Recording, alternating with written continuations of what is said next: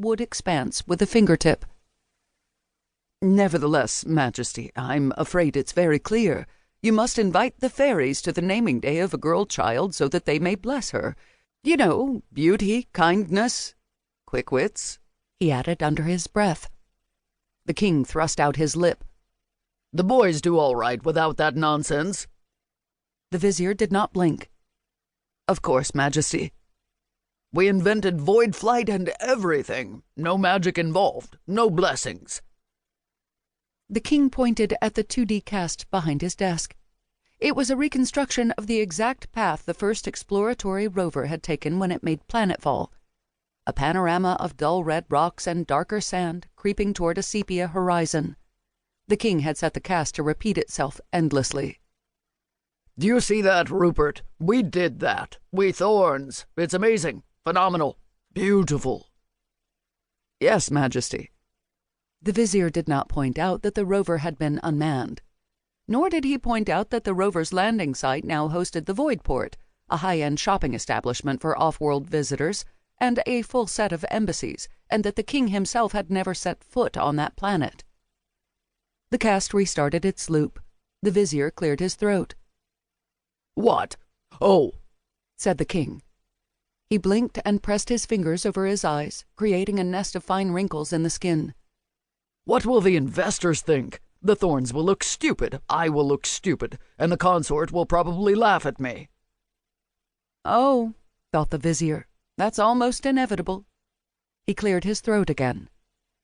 "Call it exactly what it is, Majesty, a quaint custom from the homeworld. Use the naming as an opportunity to remind your subjects about our origins. Use it as a celebration of our progress." The king frowned. "Thorn progress, Majesty."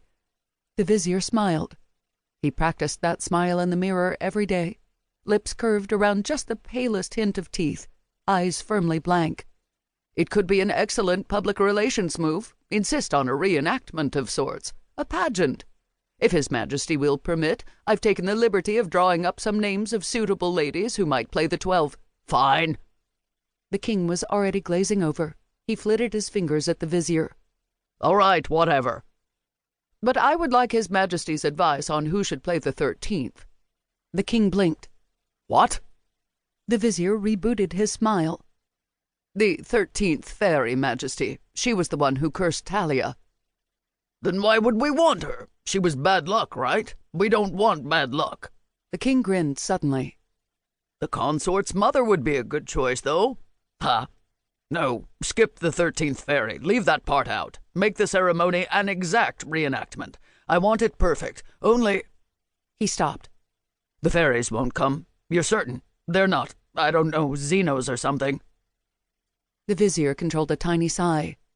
"No, Majesty, they are not Xenos. They will not come." The king glanced uneasily at the cast, as if the beings in question might be hiding behind the rust-colored rocks. "Well, but what if they do?" The fairy invitations were written on vellum, hand-scribed with genuine ink and a genuine pen in period-specific calligraphy that only the vizier himself could write, much less read. He could have written the cook's favorite cobbler recipe, or enumerated the king's favorite athletic teams, or made a list of all the bullies he'd survived during his childhood. But, being both arithmancer and historian, the vizier was more than a bit obsessive and very devoted to detail, so it is no surprise that he wrote the invitations as best he could to the specifications set forth in the record. He had to consult with the court astronomer to calculate the calendar for a single moon and the homeworld's longer solar revolution, and although he consulted with local biologists for local equivalents, he chose in the end to use homeworld fauna. "The Royal House of Thorne requests the honor of your presence at the naming day of the Princess Rory Thorne on the first day of the 7th moon in the year of the wolf." Lacking the authentic delivery system, sparrows being in short supply and not well suited to tesserhex, the vizier elected to leave the invitations neatly rolled and tied with silk ribbons in a secluded corner of the royal gardens. He tucked them into the branches of the single homeworld tree species that would grow in the light of a foreign sun. It was not a large tree, and the vizier felt sorry for it, burdened as it was under the weight of the tradition. He gave the gardener strict orders to leave the invitations alone.